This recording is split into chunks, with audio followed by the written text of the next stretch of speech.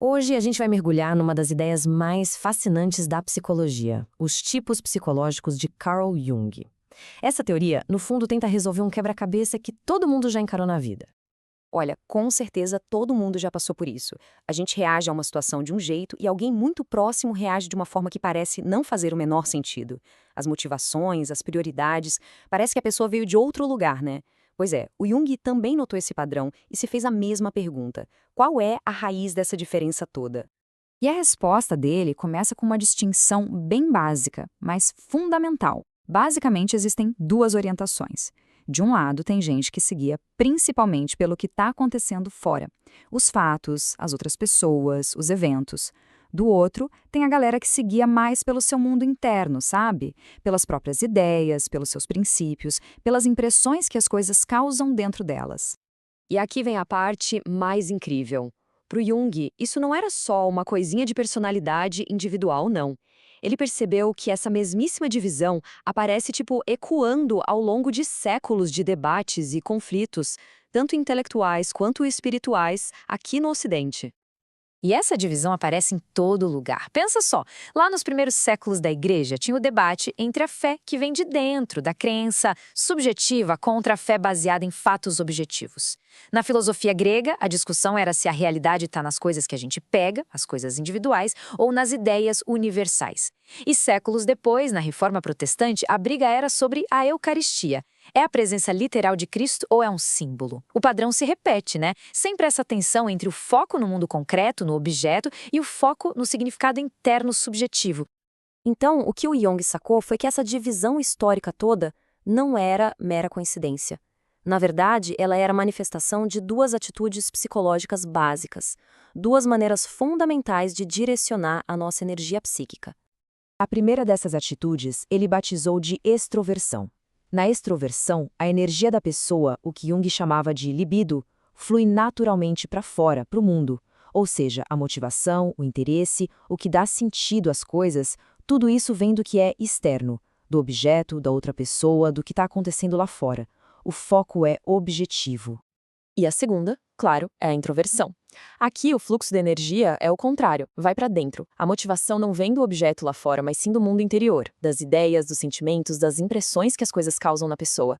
O foco é totalmente subjetivo. O mundo externo fica em segundo plano, o que importa mesmo é a reação que ele provoca aqui dentro. O próprio Jung resumiu isso perfeitamente. E aqui tem um ponto super importante. Isso não tem nada a ver com ser tímido ou sociável. Essa é a maior confusão que fazem com esses termos. A pergunta de verdade é outra. De onde vem a motivação principal? Do que está lá fora, no objeto, ou do que está aqui dentro, no sujeito? É essa a grande diferença. Só que o Jung notou que só essas duas atitudes não explicavam tudo. Tinha muita diferença entre as pessoas dentro do mesmo grupo. Foi aí que ele adicionou uma segunda camada na teoria: 4 funções, que são basicamente as ferramentas que a gente usa para interagir com o mundo.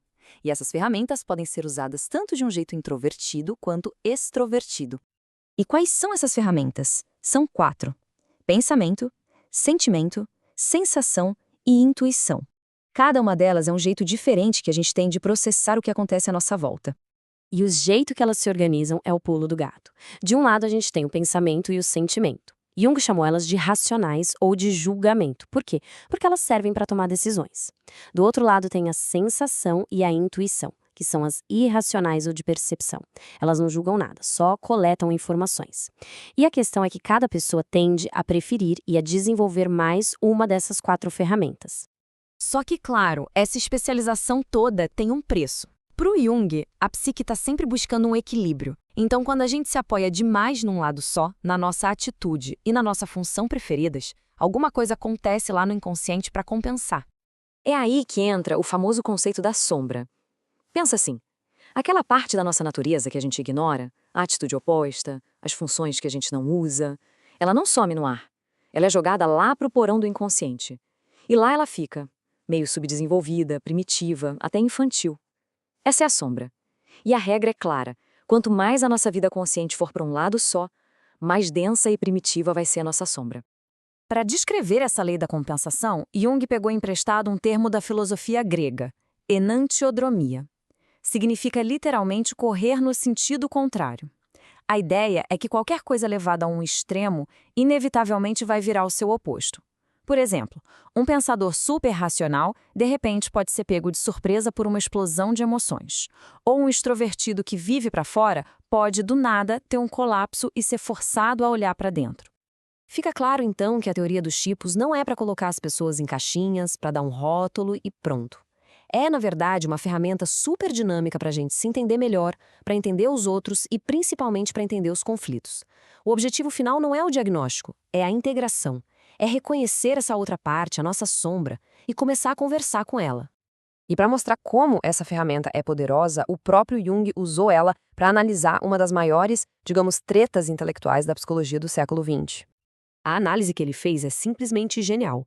Ele olhou para a teoria de Freud e viu uma psicologia essencialmente extrovertida, com a energia fluindo para o objeto externo.